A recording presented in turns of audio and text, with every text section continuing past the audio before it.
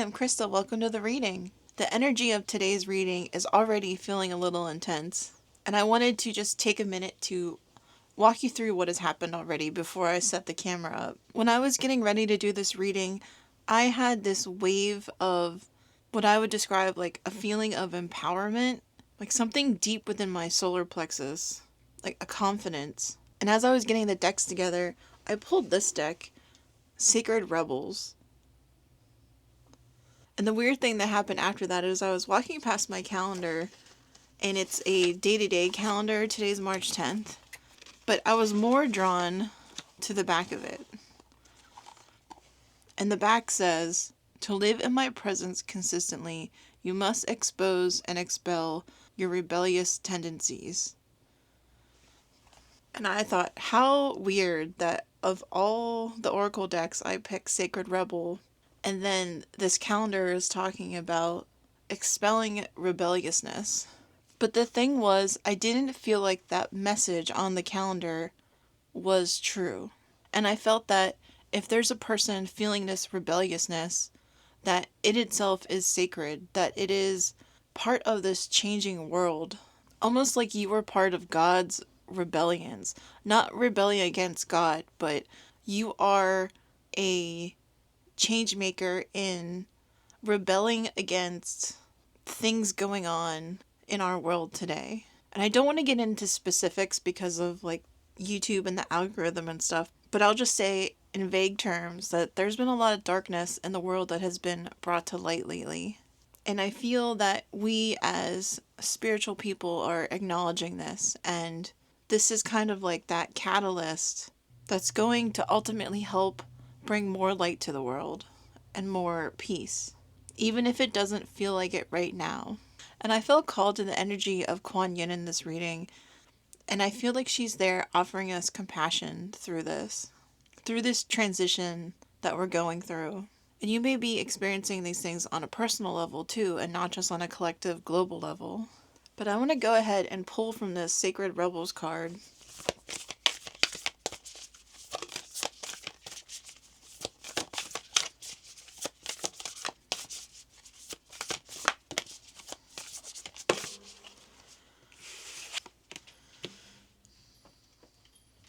Number 44, Visions of Life Beyond Death. And immediately this card makes me think of like using your third eye, of seeing things that are unseen. And the owl and the crow in this card make me think of like crone energy. And the peacock feathers in this card, they look like little eyes to me. I wonder if that's on purpose, like if the artist did that on purpose.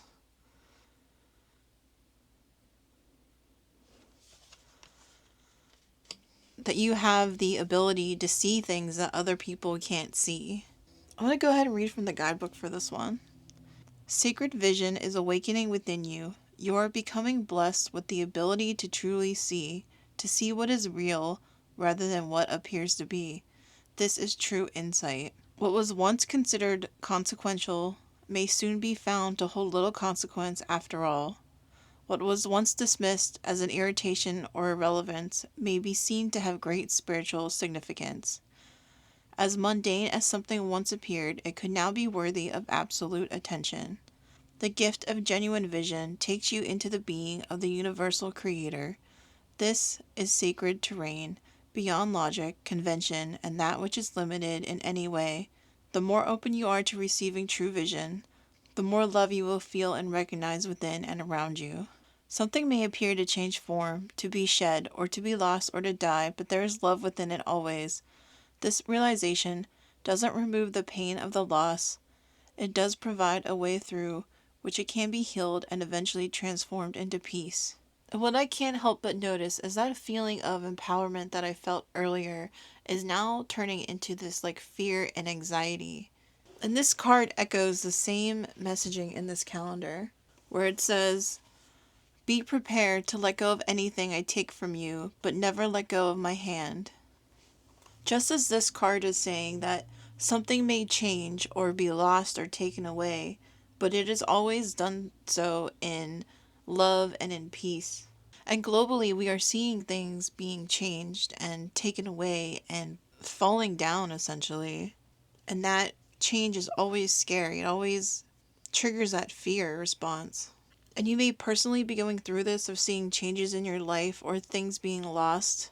And I feel that is all part of this year of the fire horse where we're really looking at our lives and looking at our hearts and our souls and taking the time to decide what is going with us into the future, and that anything that is no longer in alignment with ourselves is going to get burned away. And the one thing I'm noticing about this card is all these birds, all their eyes like looking. It's like they're looking at you, and you're this person, and you have your eyes closed because you are internally with yourself, with your soul. Like you're internally at peace. And these birds are like society. It almost looks like the birds' eyes are like bugging out of their head as if to say, why aren't you more upset, or why aren't you more freaked out by all of this? All these things that are happening, why isn't it bothering you the way it's bothering me? And I feel like that's kind of what Spirit is saying about that rebellious nature.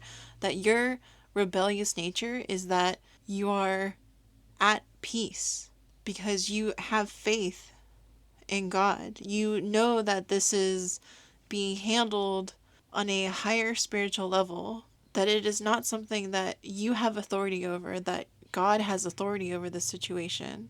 Like you've released that pressure from yourself in knowing that this will all work out for peace. This will all work out for love. And that is rebelling against the mainstream, the headlines, the storylines that want you to have fear in your heart, that want you to be anxious, that want you to think that there's not enough for everybody, or we need to take this, or like all those dark, shadowy energies. They're upset that you're rebelling against that, and that instead you are calm and at peace within yourself. And now I understand that like fear feeling I was having, that really intense energy. It was almost making me like sick to the stomach. And I see that that is this outside energy, the external energy. Like that's how other people are feeling, and they're trying to put that on you. And you, as a sensitive person, as an empath, you're probably feeling that too. You're probably feeling that energy within your body. And I feel like God's saying, no, you are my sacred rebel. You are that empowered being that can see past all the illusions of what is going on. And your light is beaming out, and it's like your light is protecting your energy like a force field against this anxiety from society. And I'm hearing you're a beacon holding this energy, holding this space for everybody else. Part of the collective that is holding and grounding this energy for everyone else.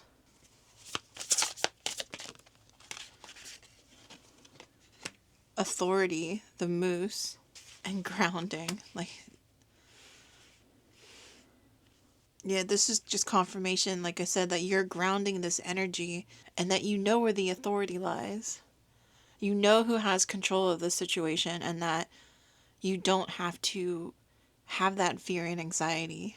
And I feel like this person is resting in this moose's antlers, and it's kind of like resting in God. That they are relaxed and calm in this energy because they can see above, they have a higher perspective.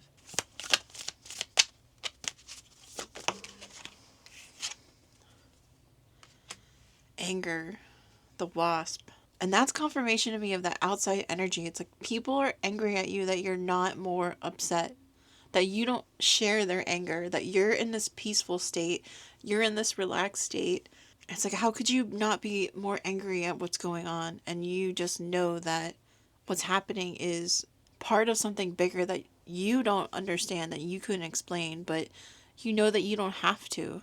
That it's not up to you. It's something bigger is working. The something beyond us is working. And you're holding that faith that it's all working out for our love and our greatest good. And I'm also feeling that people may be trying to shame you for feeling this way, for having that peace. And I'm hearing the word naive, that others may think you're naive in believing what you believe. And this message today is like a confirmation that you're right in holding your peace, that your intuition is correct and what you're doing is true to you and correct for you. And it doesn't matter what anyone else thinks in this situation because you know your heart and you know your spiritual connection that you have, and that everything else is superfluous. And that's the word they're using, is superfluous. I don't even know if I'm saying that right, but that's what I'm hearing in my head. It's like whatever these eyes are telling you, whatever these people that are looking at you are telling you, it doesn't matter. It's fluff. It's unimportant because you hold the truth. You know the truth in your heart.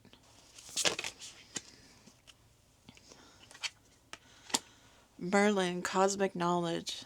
Yes, you hold the wisdom. You are like a wisdom keeper. You already know.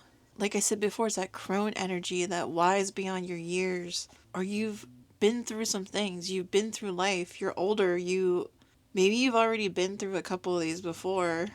Or even like in your personal life, you've been through these ups and downs before. You've been through this chaos before, and you know what to expect.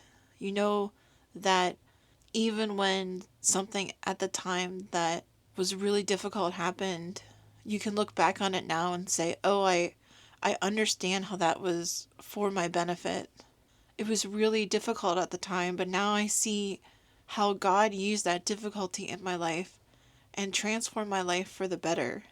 It says Merlin represents the magician, wizard, sage, and wise one archetype and features in both Arthurian legend and medieval Welsh poetry. His specialty is divine alchemy, the transformation of heavy physical matter energies into higher vibration energies.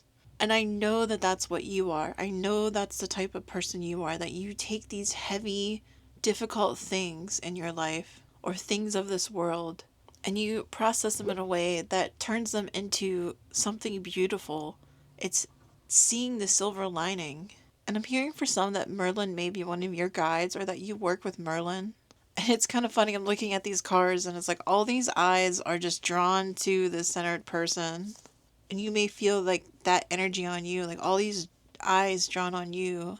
And I'm hearing that as part of this empoweredness about you, that you are a leader. And that's why all these eyes are on you. It's like when this finally resolves, these people that were angry, they're going to realize that you were right the whole time. And then rather than being upset with you or frustrated, they're going to come to you and say, "How did you do that? How did you know?" And that you'll be showing others. Because, like I said before, it's that you're grounding this in, like you're part of this collective that is holding this space. And when things start to clear away, you're still going to be there standing peacefully, and everyone will have seen how you alchemize this dark energy into something more light. They'll see the power that you hold and they'll want to know, how did you do it? And I feel like that is going to put you in a leadership position and you're going to be helping others. And I can't help but notice the moon and all these cards, and I'm not 100% sure what that means. And maybe that's the message itself, like there's something yet to be revealed. Just like the moon card in tarot, like there's something unknown, something waiting to be discovered. And they're saying, and I feel that you're okay with that. You've come to a place where you're okay with not knowing everything in advance, where maybe before you weren't that way. Like it took time to get to this place. Maybe before you needed to know everything about every step. You wanted like the full picture. And now you're okay with just one step at a time, trusting in God. And it's also reminding me of this book by Barbara Brown Taylor called Learning to Walk in the Dark. And in that book, she talks about how when things are at their darkest, that's when it's easiest to see God's light. And I feel that's part of your power, the spiritual gift that you have, that you've learned to walk in those darker places in your life. And the light just went out as I said that. Confirmation, like the light has went out before in your past. But that time when the light went out was transformational. It helped you acquire all this spiritual knowledge that made you this crone, that made you this magician. And when you found God's light, you realized that that light was inside of you. It wasn't something external, that it was inside of you.